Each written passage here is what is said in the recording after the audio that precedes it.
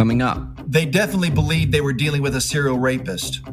Who it was, they had no clue, honestly. In fact, there were over 100 suspects who were identified during the investigation. For Vault Studios, I'm Reed Redmond.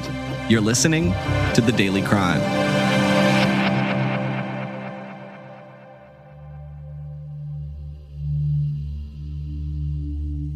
For decades, a string of home invasion sexual assaults haunted communities outside of Indianapolis, Indiana. The violent home invasions began just over 38 years ago and would sometimes last for hours. A man wearing a ski mask would attack women while they slept or in the shower, sometimes with children in the home. Investigators believe the crimes were committed by a single perpetrator, but for more than 30 years, that perpetrator remained unidentified. A task force has worked on the crimes for years with no arrest. Until 2020, when investigators announced the arrest of a man who went on trial earlier this year. It's a 1 in a trillion chance it's somebody other than him.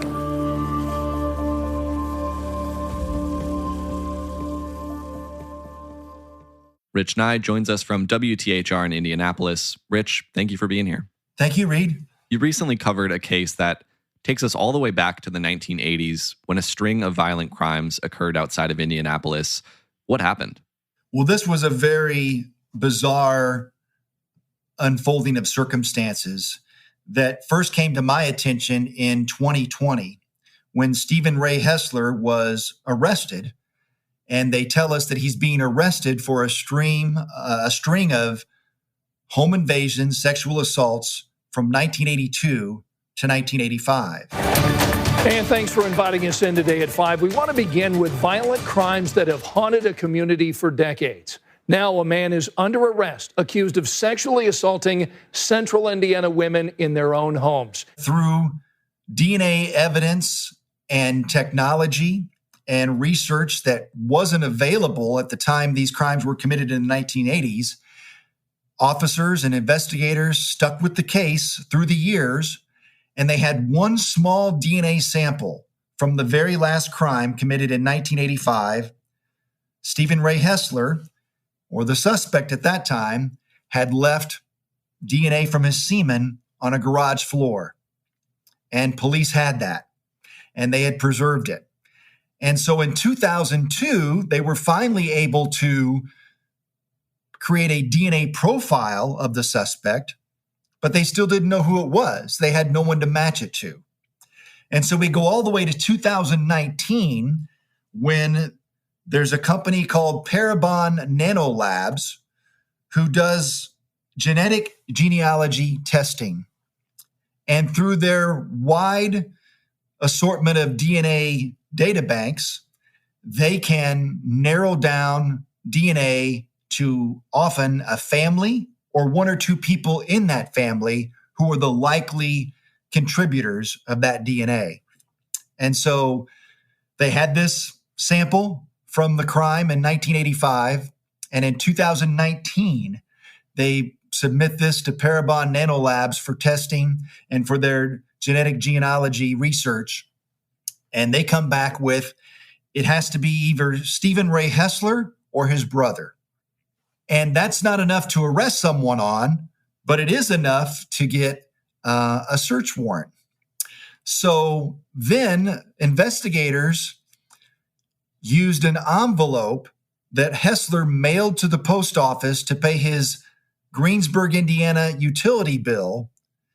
And they were able to get DNA off that envelope and test it. It matched to the DNA on that 1985 sample from the crime. And that DNA matches DNA at one of the scenes that was recovered in August of 1985. And so that's what led to his arrest. Tell us a little bit more about these crimes that have now been tied to Hessler. And at the time, did investigators realize that all of these different crimes were connected, that there was a serial rapist active in the area? They definitely believed they were dealing with a serial rapist. Who it was, they had no clue, honestly. In fact, there were over 100 suspects who were identified during the investigation back in the 80s. One man was even arrested in 1984 and was eventually cleared by his alibi, and then later was cleared by DNA that it wasn't him. In the 2000s, they just went back to double check and said, nope, it's not his DNA. But these crimes were horrific, and they terrified this community of Shelby County, Indiana, which is southeast of Indianapolis, about a half hour. Hospitals even and police were giving women self-defense courses. Gun sales were way up in the community. Everyone was terrified of this guy and who he was going to victimize next. He would typically find a woman home alone at night or in a vulnerable position. He would come into their homes wearing a ski mask and coat. He would terrorize and sexually assault them for hours. He would be armed, either with a gun or a knife, and he would be there for sometimes hours terrorizing these women. And this went on throughout much of the 1980s.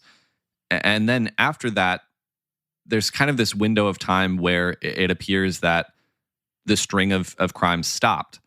We now know that during the 90s, Hessler was in prison, right? Correct. And that's probably the only reason they stopped. So he was arrested for another incident in Greensburg, Indiana, which is his hometown and is a county away.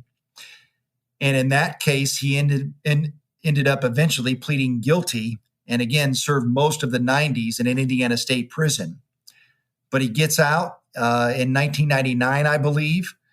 And for 20 years, as far as we know, doesn't commit any other crimes, at least no crimes that he's ever been connected to, and remains out of trouble completely from the legal system for 20 years until he's arrested in August of 2020 based upon this DNA evidence. And what was found in his home was appalling and was almost as powerful as the DNA evidence. The most compelling, perhaps disturbing evidence presented Thursday is all the items collected from Hessler's house. Items described by victims as connected to the attacks. Items that Hessler would have kept around for more than 35 years. In his home is what the prosecution called a treasure trove of evidence. This guy appeared to have kept everything from these crimes back in 1982. There were boots, coats, ski mask, water enema bottles, chain wallets, all these things that victims had described as items that their suspect wore or had or used. And then most powerfully and disturbing was that he had 23 Polaroid photos of a couple that he had forced to perform sex acts on each other while holding them at gunpoint, and took pictures of them during the incident in 1983. So he had kept those Polaroids in a safe in his room for 37 years.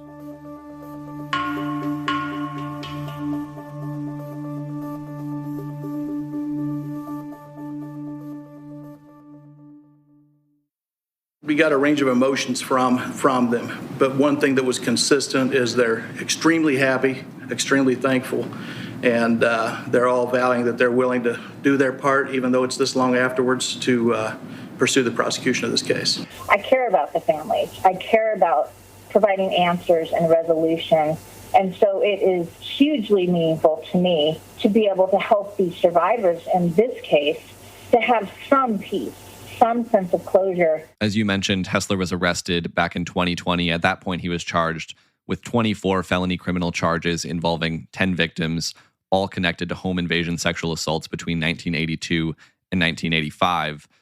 He didn't go on trial until earlier this year, and by that point, he was facing 19 felony charges. Tell us about the trial. The trial lasted 8 days. Most of the victims are still alive, but not all of them. All of the victims who were a part of the charges that were eventually filed and brought to trial, all of those victims agreed to testify and did testify in the case. Most of them are in their 60s and 70s. Hessler himself, is now in his 50s. And so it was very difficult for these people to relive all of these attacks from 35 plus years ago. And yet all of them were willing to do that and were still anxious to have some sort of closure and some sense of justice with this finally coming to trial and ultimately with Hessler being convicted on all 19 charges. Hessler himself testified in the trial, and the defense position was that all of the attacks except the last one with his DNA, where his DNA was discovered, they say all of the attacks before that must have been committed by someone else. And then Hessler told a story of the woman in the final attack actually being involved with him in a fantasy romance situation where they were trying to,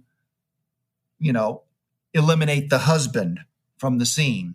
And that the husband who suffered permanent injuries from being pistol whipped to the head, Hessler said that the woman actually committed that crime on her own husband.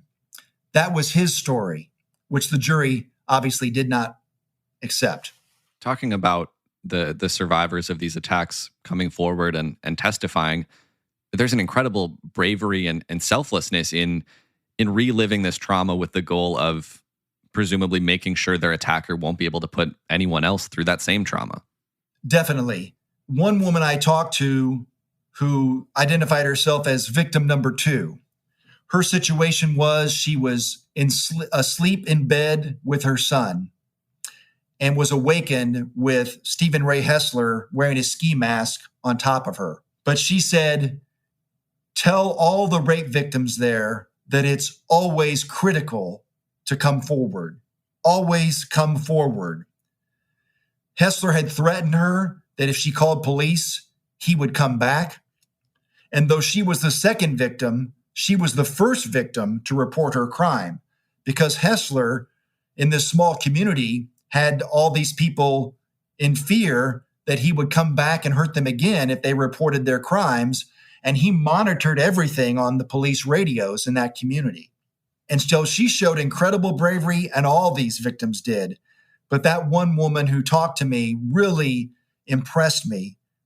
And her message was, I can finally feel safe, and please tell other rape victims to always report their crimes. On the Friday afternoon when the jury reached the guilty verdict, you reported that the courtroom was still filled with the survivors who'd testified, other survivors, their family members. What was the reaction in the courtroom as the verdicts were read? There were tears. There were people who were trying to hold back their emotions. They had been asked by the prosecutor not to have any outburst. The prosecutor and the families had formed a pretty deep relationship through this long process, even though he had only gotten to know most of the families and victims in the past couple of years in pursuing this case. But this task force that had looked into these crimes, obviously most of the investigators who originally looked into the crimes were retired or no longer around, not part of the investigation any longer. But in 2000 or so, a new task force was formed when they knew they had this DNA evidence. And so those investigators had formed deep relationships with this family. After the verdict was announced and after the jury was dismissed, there was a lot of hugging and embraces between the prosecutors and the victims, the investigators and the victims. Again, this was a crime and a string of crimes that terrorized a community for several years. And now the prosecutor was just a kid when this happened, but he remembered what this had done to the community, and he felt a great sense of relief in being able to bring some kind of justice to his community and to these victims. We now know about these 7 cases that Hessler was tried for and convicted of. We know about the 1988 case that he spent some time in prison in the 90s for. And then we have this window of time from 1999 when he was released until his arrest in 2020, where Hessler was out of prison. And frankly, based on this long string of convictions and the details of these cases, nothing about this man's behavior throughout the 80s makes you think that this is someone who is planning to stop harming people. What do we know about this time period from 1999 to 2020? Do investigators think they might at some point connect other crimes to Hessler? They certainly think that's a possibility. No other victims have come forward. There are no other unsolved crimes at this time that investigators are tying to Hessler. But the question here I have is, he was from Greensburg. He served time for another crime in another county through the 90s in his hometown. And you just wonder, are there other attacks in surrounding counties in what I would call southeast central Indiana that he may be responsible for? And are there other women out there who are just afraid to come forward or who have tried to put it behind them? Because it just seems very unusual that a person with this kind of history and this kind of addiction, it would seem, if I can call it, would be able to stop and would suddenly quit or cut that off. When is Hessler's sentencing hearing set to take place, and what might his sentence look like? Stephen Ray Hessler will be sentenced on April 1st, and he faces up to 50 years in prison for each of those 19 counts. The prosecutor is very confident that Stephen Ray Hessler will never be out of prison again in his lifetime. The judge certainly, the minimum sentence is 20 years. So if Stephen Ray Hessler were sentenced to 20 years concurrently on all those charges, there's a chance that he could get out of prison. But the prosecutor does not believe that there's any way Stephen Ray Hessler will ever be free again. All right, Rich Nye with WTHR in Indianapolis. Thank you for sharing the story. You're welcome, Reed. Thank you for listening to this episode of The Daily Crime. We're right here with a new one every day of the week, Monday through Friday, so make sure you're subscribed to or following the podcast wherever it is you're listening right now. If you're looking for more podcasts, you can find all of our shows at vaultstudios.com. That includes our weekly podcast, True Crime Chronicles. That'll do it for this one. Until next time, for Vault Studios, I'm Reed Redmond.